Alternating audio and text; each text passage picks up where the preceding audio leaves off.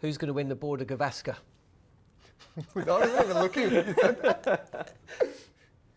This Who's is going to win? recording. This is it. Oh, We can talk about your collapsible. I've got a lot to say about my drink bottle if you want. I think it still should be Australia, shouldn't it? Unless injuries or something happens. Like I think India's probably the better team, and I think India should be able to go close. But I think a lot of things have gone right for India on the last two tours, and surely eventually it just falls apart a little. And I don't mean from injuries point of view. Well, yeah, they lost.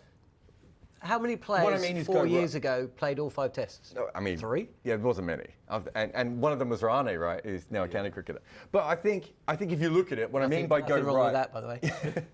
What I mean is that like you had T. Natarajan come in and take wickets straight away and everything. Yeah. You know, the previous tour, Australia were probably a little bit basic with the way that they went about it. And I don't think this is a great Australian team or anything, but I think eventually home teams, usually the luck goes with them, right? And I think if you look at the last 2 series, that probably hasn't quite gone, things haven't quite gone Australia's way. India have to get all the benefit of that because they played better cricket at times. I think they planned better for Australia than Australia played for India.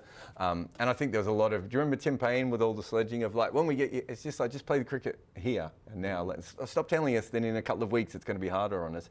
I don't think Australia really ever put that together. And I think that India played absolutely brilliantly. But all things considered, if everyone is fit and firing, I still think Australia should be able to edge India at home, but it should be pretty close. So if everybody isn't fit and firing, India wins, right? Yes, but it's going to be a lot closer than the last couple of series which India won in Australia, because I thought the last couple of, obviously the first one, 2018, Warner and Smithy, all these guys weren't available. Then the last one, I don't think the setup, is something wrong with that Australian setup back then. I mean, with Pat Cummins in and, you know, all those guys. I think it's a better team and a more cohesive Australian side as compared to the last time when India toured. India, I still would say, would have the edge with experience and everything, but a big question mark for me is India's success outside India is on the back of Indian fast bowlers. Shami has been injured. He hasn't played any competitive cricket as yet as we record this. Bumrah, we know he's been off and on with injuries and stuff like that. Will he be fit enough to play all 5 test matches? So the next lot, Siraj and all are coming in. But, I mean, again, if India can put all those 3 guys for all those 5 test matches, I'd say India's got the edge. You want Siraj to be the 3rd best bowler, not the 2nd best bowler, exactly. Right? So you have Shami, Bumrah. Yeah. If both of them are fit and are playing all those 5 test matches, it's advantage India then. Yeah. And I think Ashwin is, I always thought he was mistreated by India early in his career. I thought he bowled brilliantly in whatever it was, 10-11 or 11-12, whenever that series was. Yeah. I thought he bowled absolutely brilliantly, but didn't get the wickets. Yeah. And then they just shelved him as an overseas bowler. So he didn't develop the skills he needed to. And every time he goes back to Australia, I think he bowls better. So him and Bumrah at the top of their capabilities can certainly beat Australia. But it's the next line of what will Jadeja do when he's bowling over there. Is Siraj going to give 1 great spell, or is he going to give 4 or 5 great spells? Because 4 great spells of Siraj could almost win you a 5-test series, right? Like he's like Stuart Broad. When his knees are pumping, neither of them know how their knees pump, but when their knees pump, it works for them. When the commentator says his knees are pumping, they fly through. Batter beware. And we've also seen the other Siraj as well, and that's what I mean. If he's the 3rd best bowler and he's the wild card, and they pick both the spinners, which they might not also do, I don't think they're going to get away with someone like Shardul as their 4th spinner or 3rd seamer or 4th seamer again. Yeah, I guess 4th. I mean, he can't be possibly the 3rd seamer. No. Unless, like you said, I don't see Australia providing with any spin-friendly surfaces. No. So chances are India might go in with one. But what has also happened of late is a lot of the top order batters have started bowling. So I won't be surprised in the next few months you see a few of the top order batters, because that's been a concern for India. Across all formats, the top 5 don't bowl at all.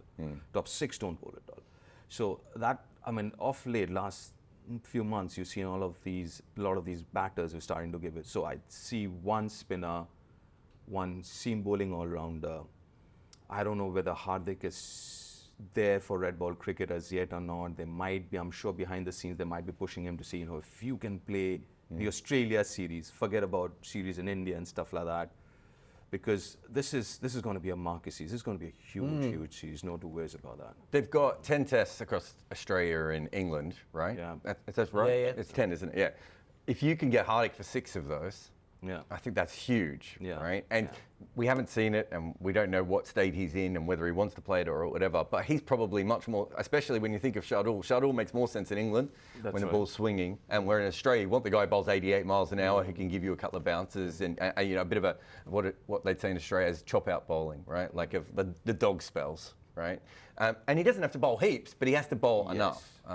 Did you see that series where all the Indian top order started bowling, by the way? And Sky, 7 of them bowled, 8 of them. That was great when Sky was bowling and stuff. And it was like club cricket, but for India. I say more of that. If they can win a series doing that, they deserve to win everything. What about Australia's bowlers then? I mean, at what point do Hazelwood and Cummins, and to a lesser extent the captain, do they get too old to be bowling 5 tests back to back, to back, to back, to back? Well, what Pujara did to them over 2 series really was just rope-a-dope them, right? He just made them bowl over and over again. And that's what I was saying before, they were naive to that. At no stage did they think, wait a minute, he's just trying to tire us out here. And it was really clear what his plan was, and it worked, and they got tired towards the end of the series. Australia can't be in a situation to do that. The difference now is that they have, obviously, they'll have Cameron Green in the side. They could, depending on what they do with their lineup, actually maybe fit someone like Aaron Hardy in the side as well. So now you've got 2 guys who are 6'6" who can bowl, you know, fast medium, and they've already got Mitchell Marsh, right? So they actually have a better lineup to be able to do that than they have before. Even someone like Travis Head, no one thinks he's a great bowler, but if he gets 5 overs a day at times, whereas if you look when they bowled, especially that first series when India really just ground them into the turf, it was like they were just the same bowlers bowling again and again. I don't think Australia's going to be in that sort of situation.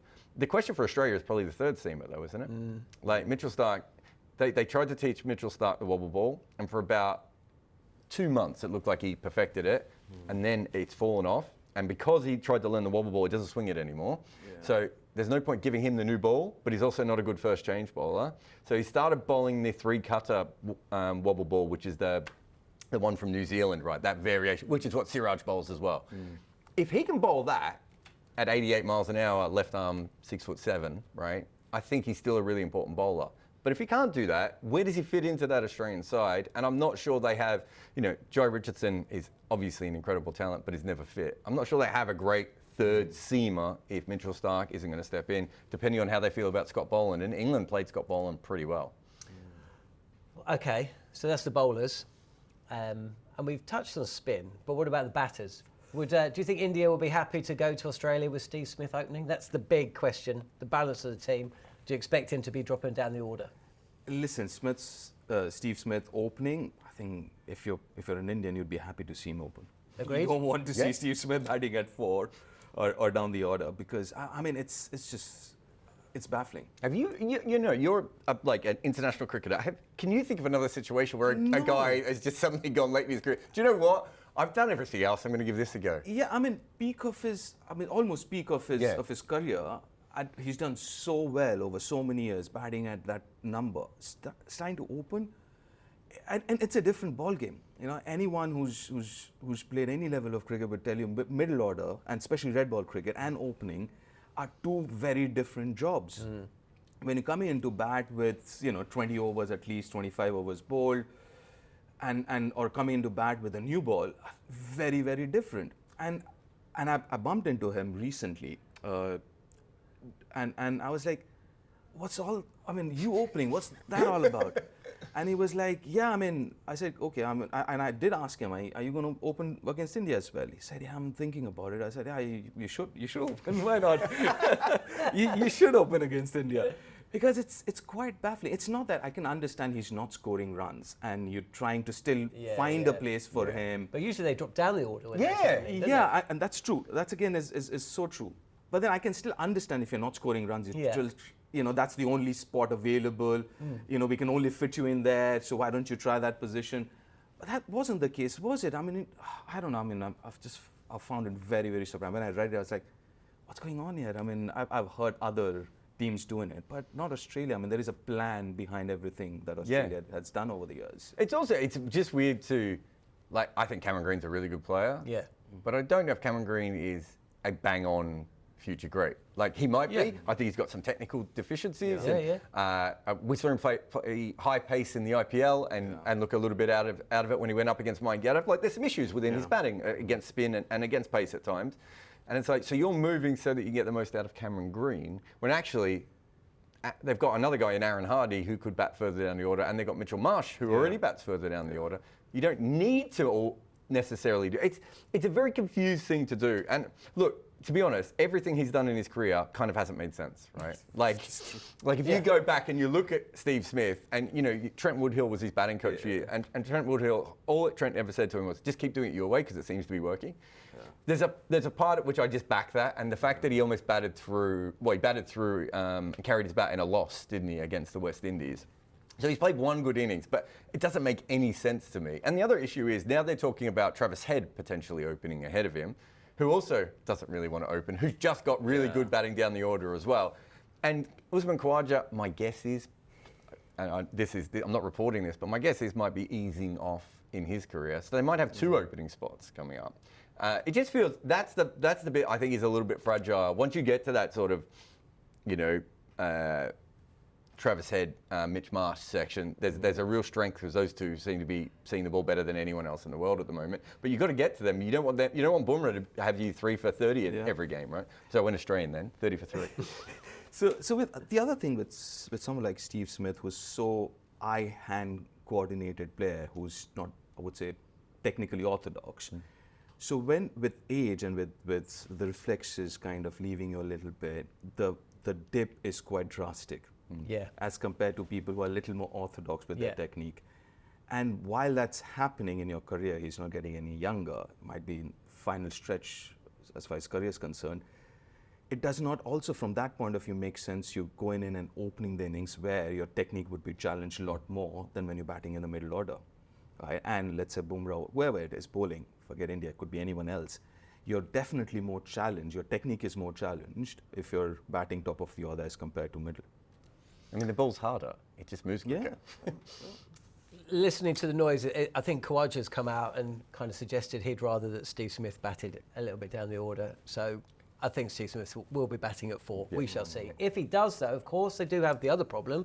No David Warner, who replaces... So whatever happens, India are not going to be bowling at Khawaja and Warner. And it's going to be somebody different. So that, again, I would have thought would be something that plays into Indian hands rather than Australian. So one Australian name off late that has sent shivers down Indian spines is Travis Head. Whether it's 50 overs, test match, you just name it. Not just Indian. I mean, especially India I'm talking about. I mean, he's got a special relationship with India. So, I mean, listen, one of the names, Travis Head won't be there, I'm sure. But also as an opener, I mean, I don't know what are your thoughts of what's going to happen, but I think I'd be much more comfortable with him batting at number 5 than opening the batting. Especially, Bumrah is obviously the big issue, but Shami is the other one. So sometimes the one thing with Head is you watch him in T20 cricket and he kind of leaves his stumps exposed a little bit. I know he's going to bat slightly differently in Test cricket, but he wants to kind of hit that ball through the offside. And I think if you've got guys at high pace who are accurate, they're just going to hit the top of the off stump. It feels like to me, almost every time he fails in T20 or one-day cricket, it's someone bowling him early on, right? And then, but if you don't bowl him early on, that's what you're worried about, right? That's he's going to score 150, in a session in a bit, and then the game's gone. So I get it both ways, but I would rather they found, someone in Shield cricket who could do the opening and would come back. But there aren't many people in Shield cricket making any runs, so that's why Smith is opening. That's why Head might open. That's why they're looking at all this. They've basically got about 4 blokes who are 6'8" from Western Australia who are all rounders. And that's their surplus, and they can only fit so many of them into the side, and everything else is like, how do we fit? Everyone else goes to Surrey. What about the captaincy then? Very different styles. How do you see that playing out? I think Rohit is a really good captain. I think Rohit's been wonderful what he's done on the field. He's very instinctive with his captaincy. But most important, what he's done off the field with this Indian side has been absolutely brilliant. The way he handled against England, a start of this year. I think he's. I'm a big fan of his captaincy, and also what he's done is because there is with Indian cricket, there's this transition period which is happening. a lot of guys are going out, the new guys are coming in. And he's got this aura about himself, like a big brother kind. The door's always open. He's very approachable. He doesn't have that, Rohit Sharma, whatever, a decade plus with the Indian side. Sorry. So he's very, very approachable that way. And so I think he's made a huge difference with this Indian side. And yeah, and so has, I guess, Pat Cummins. I mean, listen, to be very honest, when he first time was during the 50-over World Cup and the first few games. Wasn't a big fan of his captaincy, I'll be honest. But as the tournament progressed and as his captaincy, his experience kind of progressed, he seems to have got the same kind of a vibe as Rohit, very chilled out, relaxed, very approachable. So I don't think they're very dissimilar. I don't know what he does behind the scenes though, but on the field, they're not very dissimilar. I would still think Rohit tactically might be a little more, a little ahead of Pat Cummins tactically, but the way they operate would be very similar is what I think. Last year, the Ashes was such an amazing series. We were fortunate enough to be there for every day. It seemed to me that when the Australians got punched on the nose, they kind of retreated a bit. They went a little bit uber defensive. I don't know if you can be a bit uber defensive. No, you can now. Right. Well, they went a bit uber defensive. Is this an Uber ad? I think it is. Do we get membership? Do you think that India will have watched that and think we do the same thing? Is that just a default setting for Australia? I think it's fine. He's not intuitive, right? But he does the work, which is the difference. And I think Rohit has started to do the work, but talking to people behind the scenes, I don't think its natural state is to go and watch thousands and thousands of hours of cricket and come up with theories where that is Pat Cummins. Pat Cummins spent 6 years not playing any cricket, right? He literally spent 6 years getting a cricket PhD by being in the nets at New South Wales. But it's not as natural to him as it might be to someone like MS Dhoni or Owen Morgan, who's just like they can see something and change it. Yeah. He doesn't get that, but he does the work on the other side. But he's cautious first. That's his thing. It's not the most Australian model. It's maybe more like an Alan Border. Maybe might be the last sort of really cautious captain that Australia have had, and he very much is. That's the way that he looks at things. But he's willing to attack, but he'll be attacking from a pragmatic point of view of I've done all the work and this is the right time to attack. Team loves him, which is really important. He now has a really good relationship with his coach, which he didn't probably have during that last series as much. So things have changed a little bit, I think, from that perspective. But yeah, he's not. The problem with Pat Cummins is he's probably a good captain, but he's not what we like as a captain. We like someone, they put a silly point in. Isn't that great? Oh, there's 2 leg slips and look, there's 7, 4 gullies. That's the thing we notice on the field, right? Whereas Pat Cummins is probably more the guy that, gives everyone confidence, make sure that he's done the work and everything else. And he's probably, Rohit's probably more of that old school leader type of captain. Yeah. And Pat Cummins probably the more sort of, no, I'm going to do all, like the modern CEO who's out there sweeping the floors, right? He's probably more that kind of guy. But yeah, it means that when something happens that he's not expecting, he does sort of put his hands up and he goes into a holding pattern for a little bit. But there are lots of captains that do that. It's just not what we want. We want the Ben Stokes moment of genius, right? And he's probably less of that. I think though, tactically, he's a lot better, maybe in the last year and a half, partly because maybe of the combination of him and Andrew McDonald have come into their own, but he's also got people like Travis Head and Mitchell Marsh around him who are probably a little bit more tactically fluid than he is. But I think he's learnt all that sort of stuff. And in the last World Cup final, the last 50 over World Cup final, God, there's so many World Cup finals. In that one, he outplayed India tactically. Right, and I don't know, and you could say the same with Bazball at times. He outplayed England tactically. He let England essentially outplay themselves at times in that series. So I think it's a different kind of tactics, and it's not as sexy. But I think he's a better captain than he probably gets credit for. But he's very good at all the little stuff that we don't see. I mean, you're talking about his captaincy. Obviously, during the IPL as well, he led Sunrisers really well. There are a lot of youngsters, a lot of young bowlers. I know Bhuvneshwar Kumar helped him a lot in terms of him kind of fitting into the side and understanding the system and how this works, this franchise cricket and all of that. I thought he was really good leading the younger side. Again, same thing, very approachable for the younger guys to go. And I've spoken to a few of them. They're like, he's like just another guy. He's not like a test captain, Australian, or he's like just another guy. You can just go and talk to him. The other important thing you mentioned about being aggressive. You remember last series, first test match, first innings, Australia's scoring rate was less than 2 and over. And I was thinking to myself, that's so un-Australian-like. You know, you play the whole innings. I can understand you have phases where you're scoring less than 2 in Test match cricket, but the whole innings, if I'm not wrong, was less than 2 runs and over. That's the first innings of a Test series in Australia.